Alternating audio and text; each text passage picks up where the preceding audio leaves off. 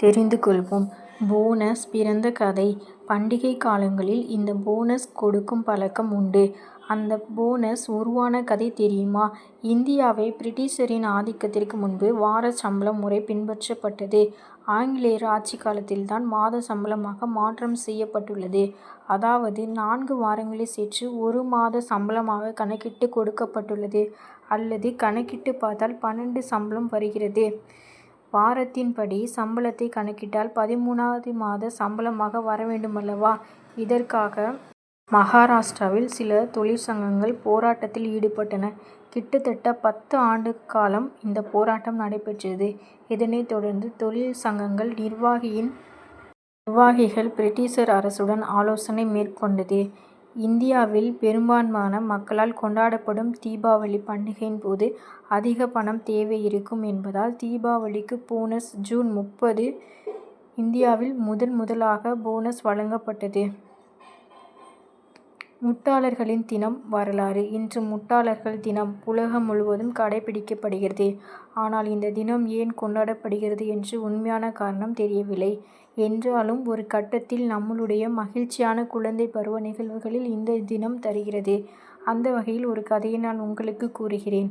அதாவது சுமார் 1500 ஆண்டுகளுக்கு முன்னர் ஏப்ரல் 1ஆம் தேதி ஐரோப்பியர்கள் ஏப்ரல் மீன்கள் தினமாக கடைபிடித்திருக்கின்றனர். ஏப்ரல் மாதத்தின் துவக்கத்தில் பிரான்சில் இருக்கும் அனைத்து ஆறுகளும் நீரோடைகளிலும் நிறைய மீன்கள் இருக்குமாம். அந்த சமயத்தை மீன் பிடிப்பது மிகவும் சுலபம். எனவே மீன்களை ஏமாற்றும் தினமாக கருதப்பட்டது. காலப்போக்கில் மனிதர்களை ஏமாற்றும் தினமாக அது மாற்றம் அடைந்தது. இது போன்ற பல கதைகள் கூறப்படுகிறது. அவ்வாறு உங்களுக்கு தெரிந்த கதைகளை எங்களோடு பகிர்ந்து கொள்ளலாம். லைக் பண்ணுங்க, ஷேர் பண்ணுங்க, கமெண்ட் பண்ணுங்க, சப்ஸ்கிரைப் பண்ணுங்க. வீடியோ பற்றின உங்களுடைய கருத்துக்களை கமெண்ட் பண்ணுங்க. லைக் பண்ணுங்க, ஷேர் பண்ணுங்க, சப்ஸ்கிரைப் பண்ணுங்க, கமெண்ட் பண்ணுங்க. மேலும் இந்த மாதிரி தகவல்களை தொடர்ந்து பெற நம்மளுடைய சேனலில் லைக் பண்ணுங்க, ஷேர் பண்ணுங்க, கமெண்ட் பண்ணுங்க. ஆம்லெட் என்ற பெயர் எப்படி வந்தது தெரியுமா? முட்டையை அப்படியே உடைத்து தோசைக்கல்லில் ஊற்றும்போது சீக்கிரமாக வெந்து தயாராகிவிடும். அதேபோல் அதன் மேல் சிறிதளவு வெங்காயம், பச்சை மிளகாய் ஆகியவற்றை கலந்து ஊற்றினால் அது வேகுவதற்கு சிறிது நேரம் எடுத்துக்கொள்ளும். அப்படி நேரம் எடுத்துக்கொள்ளும் ஆகிறதுனால் முதலில் ஆங்கிலத்தில் அதற்கு ஆம்லெட் என்று பெயர் வந்தது. நாளடைவில் அது மருவி ஆம்லெட் என்ற பெயர் உருவகம் பெற்றது.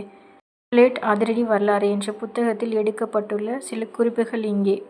டிஎம்சி என்றால் என்ன? அணைகளில் டிஎம்சி என்ற அளவில் தண்ணீரை பிரித்து வெளியேற்றுவார்கள். அது எல்லோருக்கும் தெரிந்த விஷயம் என்றாலும் டிஎம்சி பற்றிய தகவல்கள் உங்களுக்கு தெரியுமா? ஒரு டிஎம்சி தண்ணீர் என்பது 1000 மில்லியன் கியூரிக் ஃபீட். அதை சுருக்கினால்தான் டிஎம்சி என்கிறார்கள். அதாவது 100 கோடி கன அடி தண்ணீர். 1 கன அடி என்பது 28.3 லிட்டர். அப்போது ஒரு டிஎம்சி என்பது 1830